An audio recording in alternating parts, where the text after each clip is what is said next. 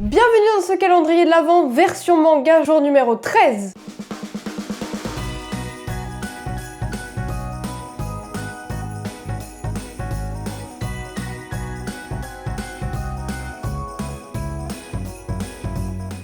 Alors, le petit tome 13, je ne le vois pas, en tout cas pas d'ici, 16, 21, 15, ok, c'est peut-être celui-là. Non, même pas, ok, il est là alors. C'est bon, je l'ai, je suis juste aveugle, il est là, le petit tome 13, il est là, le petit tome 13. Comme à chaque fois, je vous rappelle que je ne connais pas les mangas qui sont emballés pour le calendrier de l'Avent, ce n'est pas moi qui ai fait tout ça. Moi, je suis juste là pour déballer et pour kiffer, voilà, c'est tout. Moi, je sers juste à ça. Et du coup, c'est parti pour la petite énigme du jour. Dans un monde médiéval, un jeune forgeron rêve d'une vie tranquille, mais un mystère sinistre bouleverse son village. Alors moi, jeune forgeron, le seul truc auquel ça me fait penser, c'est Ninjago, mais du coup, on est hors sujet, là, pour le coup. Est-ce que, encore une fois de plus, je vais dire que je n'ai aucune idée ?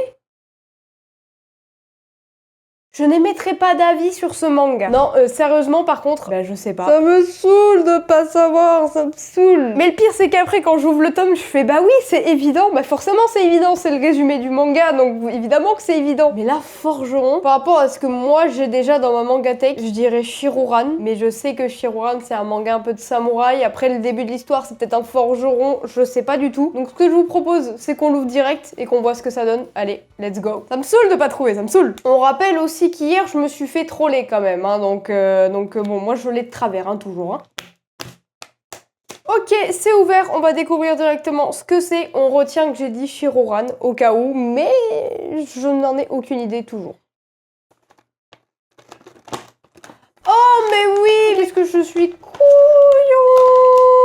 Mais oui, mais bien sûr. En vrai, je suis hyper contente parce que j'ai acheté le coffret récemment. Vous l'avez vu si vous avez vu ma vidéo achat manga. Si vous l'avez pas vu, comment ça, vous l'avez pas vu? Et justement, j'avais attendu un petit peu avant de le lire parce que je savais que j'allais faire ce concept de calendrier de l'Avent. Et du coup, il est dedans et je trouve ça beaucoup trop cool. Donc on va pouvoir découvrir ce petit manga ensemble. L'édition est hyper belle. Toutes les éditions de chez Meian de toute façon sont magnifiques. Mais ok, et Grégor, franchement trop cool. En plus, c'est écrit par des Français, il me semble. En tout cas, l'auteur est français normalement. Donc ouais, j'avoue que ça, j'ai bien hâte de découvrir. En plus, c'est une série dont j'entends beaucoup parler. Les dessins sont un peu spéciaux, mais j'aime bien la manière dont sont dessinés les personnages. Ça fait très cartoon pour le coup. Ok, franchement, j'ai hâte de découvrir. Je connaissais absolument pas le synopsis, donc forcément, j'aurais pas pu deviner quel manga c'est. J'avoue que j'y ai absolument pas pensé. Et écoutez, je pense que c'est le moment pour découvrir ce petit tome 1 de Grégor. Je suis curieuse du coup, je suis vraiment curieuse.